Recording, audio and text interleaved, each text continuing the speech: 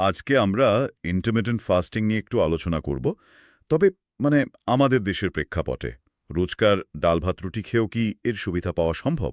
হ্যাঁ, এই প্রশ্নটা কিন্তু অনেকের মনেই আসে। ঠিক। আর আমাদের হাতে একটা হিন্দি পডকাস্টের বিশ্লেষণ আছে, যেটা ঠিক এই বিষয়টায় খতিয়ে দেখেছে আর কি। হ্যাঁ, আর এই সোর্সের সবচেয়ে গুরুত্বপূর্ণ পর্যবেক্ষণটা বেশ ইন্টারেস্টিং।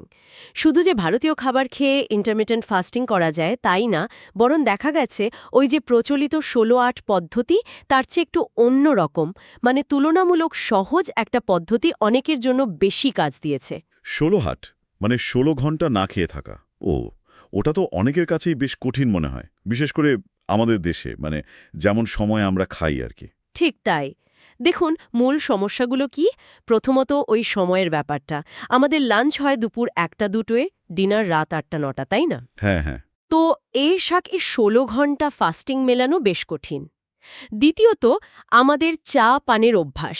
সকালে উঠে চা, বিকেলে চা, এটা বাদ দেওয়া অনেকেরই প্রায় অসম্ভব একটা ব্যাপার। একদম। আর ৩ নম্বর হলো ওই কার্বোহাইড্রেট নিয়ে ভয়টা।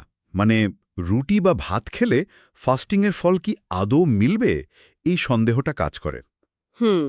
ঠিক। তাহলে সোর্সে এই সমস্যাগুলো সমাধান হিসেবে কি বলা হয়েছে? ওই সহজ পদ্ধতিটা ঠিক কী রকম? পডকাস্টে এটাকে ওরা বলছে ১৩ ঘন্টার দেশি ফাস্টিং। ১৩ ঘন্টা? হ্যাঁ। হ্যাঁ, ১৩ ঘন্টা না খেয়ে থাকা, আর বাকি ১১ ঘন্টা হলো আপনার খাওয়ার সময়।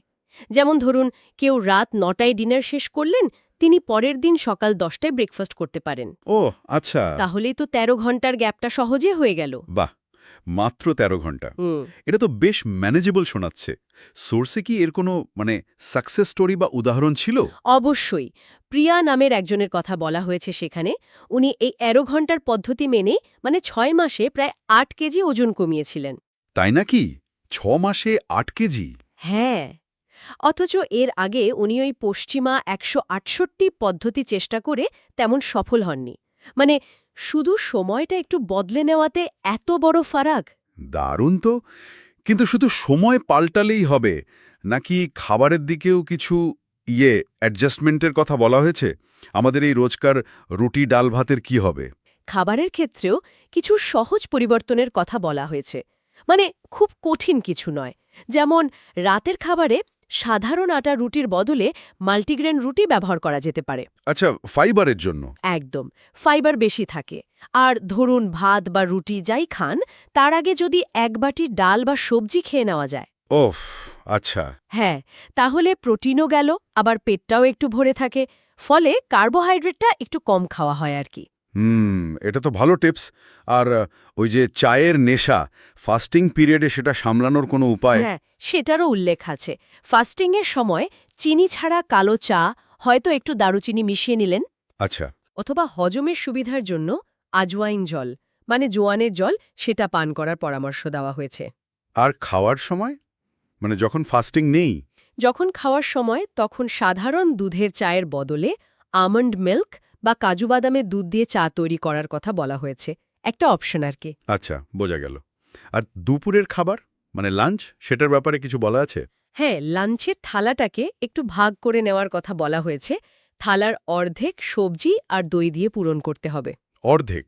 বাহ। হ্যাঁ, আর বাকি অর্ধেক অংশে ভাত বা রুটি থাকবে। এতে খাবারের একটা ভালো ব্যালেন্স তৈরি হয়। ইন্টারেস্টিং। আচ্ছা, এই পদ্ধতিটা কি সবার জন্য কাজ করবে? ধরুন কেউ যদি নাইট শিফটে কাজ করেন, তাদের রুটিন তো পুরো অন্যরকম। সেই উদাহরণও কিন্তু সোর্সে দেওয়া আছে। রাহুল নামে একজন নাইট শিফট কর্মীর কথা বলা হয়েছে।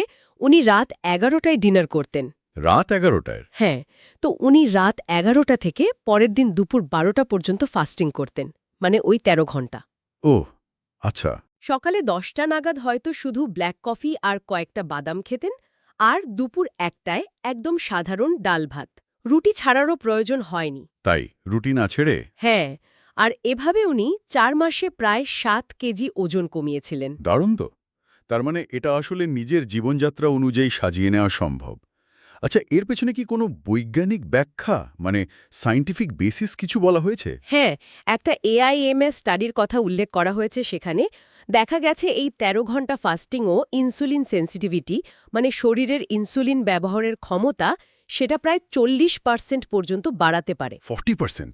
বেশ অনেকটা তো। হ্যাঁ, তবে একটা জরুরি বিষয় কিন্তু মনে রাখতে হবে।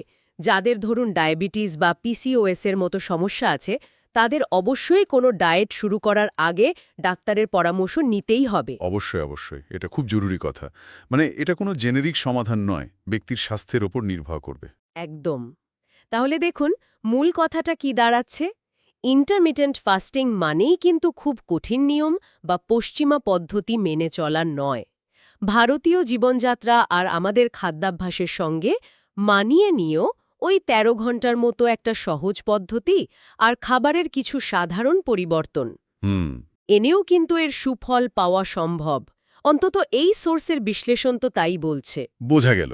মানে মোদ্দা কথা হলো ফাস্টিং মানে নিজেকে কষ্ট দেওয়া বা পছন্দের খাবার একেবারে বাদ দিয়ে দেওয়া নয়। ঠিক। বরং কখন খাচ্ছি এবং কিভাবে খাচ্ছি সেই কৌশল আর সময় ঠিকঠাক ব্যবহার, সেটাই আসল। এবার ভাবার বিষয় হলো এই সহজ পরিবর্তনগুলো আমরা রোজকার জীবনে কতটা সহজে কাজে লাগাতে পারব।